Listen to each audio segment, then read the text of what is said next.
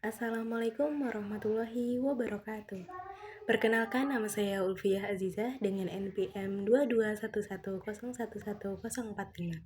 Saya di sini akan menjawab pertanyaan soal studi kelayakan bisnis yang diampu oleh Pak Faisal.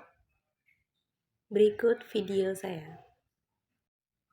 Baik, di sini saya akan menjawab dua soal, yaitu untuk soal pertama, jelaskan perbedaan pengertian keberhasilan suatu proyek bagi pihak yang berorientasi laba atau profit dan pihak yang berorientasi non-profit. Jadi di sini menurut saya, bagi pihak yang berorientasi laba atau profit, keberhasilan suatu proyek itu biasanya diukur dari segi keuntungan finansialnya. Nah, hal itu tuh mencakup apa saja sih? Yaitu yang pertama ada pertumbuhan, lalu yang kedua ada pendapatan, lalu yang ketiga ada laba bersih, yang keempat ada return on investment, dan yang kelima ada faktor-faktor finansial lainnya. Nah, di sisi lain bagi pihak yang berorientasi non-profit, keberhasilan proyek itu lebih sering diukur berdasarkan dampak sosial atau lingkungannya. Nah, kenapa lingkungannya? Karena lingkungan juga bisa menghasilkan.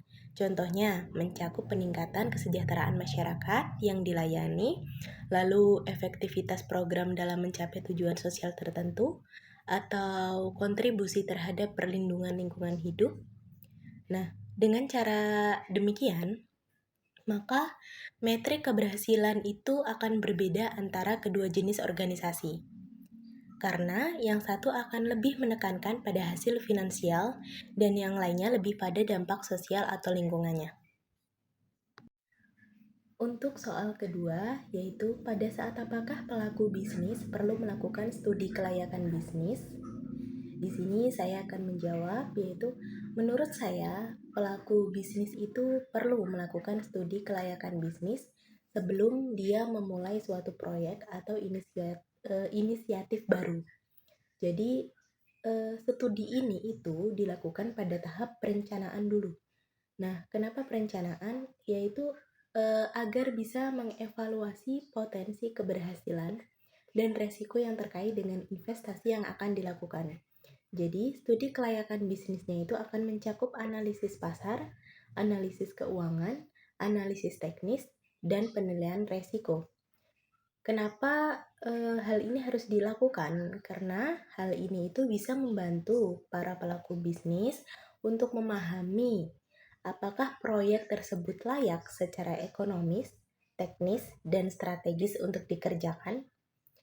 Lalu dengan cara ini juga studi kelayakan bisnis akan membantu dalam pengambilan keputusan yang lebih terinformasi sebelum melanjutkan tahap implementasi proyek.